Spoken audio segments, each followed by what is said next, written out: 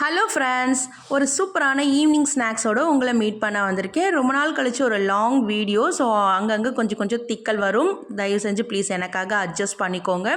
Welcome back Nandu family. இன்றைக்கி ஒரு சூப்பரான சூப் ரெசிபி தான். ஸோ பாப்பாவுக்கு ரொம்ப கோல்டாக இருக்குது அப்படிங்கிறதுனால நான்வெஜ் இன்றைக்கி பண்ண முடியாது அப்படிங்கிறதுனால வெஜ்ஜிலே வந்து பண்ணியிருந்தேன். ஸோ ரொம்ப சூப்பராக வந்திருந்தது சூப்பு வந்துட்டு.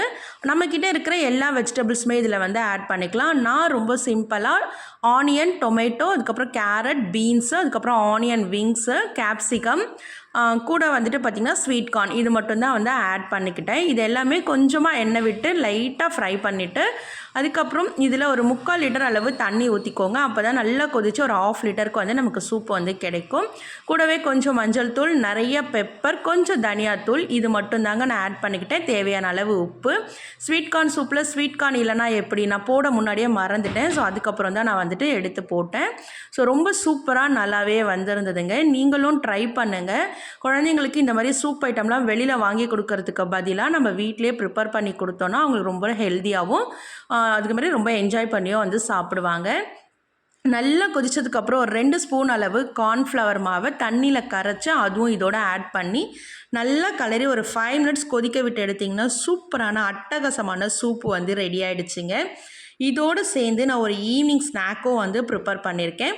இறக்குற அந்த ஸ்டேஜில் வந்து பார்த்திங்கன்னா நல்லா தாராளமாக கொத்தமல்லியை தூவி இறக்குங்க. கொத்தமல்லியே நல்லா வந்துட்டு தூவி இறக்கும் பொழுது நிறைய பெனிஃபிட்ஸ் இருக்குது கொத்தமல்லியில். ஸோ குழந்தைங்களும் அதை அப்படியே சாப்பிட சொல்லுங்கள்.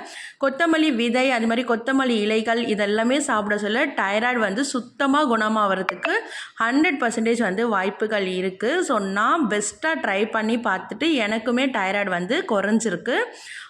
டேப்லெட்டே நான் இப்போல்லாம் எடுத்துக்கிறதே இல்லை. ஸோ அந்தளவுக்கு எனக்கு ஒரு நல்ல பெனிஃபிட்டை கொடுத்துருக்கு இந்த கொத்தமல்லி இலைகளும் கொத்தமல்லி விதைகளும். ஸோ சூப்பரான சூப் ரெடி ஆகிடுச்சு. அதுக்கான கார்னுமே வந்து பக்கத்தில் வந்து நான் பொரிச்சு வச்சுக்கிட்டேன். ஸோ டயட்டில் இருக்கிறவங்க இந்த கார்னை வந்து ஸ்கிப் பண்ணிக்கோங்க, வேறு சூப்பு மட்டும் எடுத்துக்கோங்க. ஈவினிங்காக ஒரு ஸ்நாக்ஸ் ரெடி பண்ணியிருந்தேன்னு சொல்லியிருந்தேன் இல்லையா. ஸோ அது ரொம்ப சிம்பிளான ஒரு வந்து ஸ்நாக்கு. அதுக்கு வந்து பார்த்திங்கன்னா வெள்ளரிக்காய், அதுக்கப்புறம் சக்கரவள்ளி கிழங்கு, வேர்க்கடலை, ஸ்வீட் கார்ன், கொத்தமல்லி, ஆனியன் விங்ஸு, தக்காளி, அதுக்கப்புறம் வெங்காயம், கொஞ்சமாக கேரட்டு இதெல்லாமே எடுத்துக்கிட்டேன். மேலே கொஞ்சோண்டு சால்ட்டு, பெப்பரு, லெமன் பிழிஞ்சு எடுத்துக்கிட்டேன். நல்லா மிக்ஸ் பண்ணிவிட்டு அதுக்கப்புறம் இது ஒரு ஈவினிங் ஸ்நாக்ஸாக எடுத்துக்க சொல்ல வயிறு வந்து செம்ம ஃபில்லிங்காக இருக்குங்க.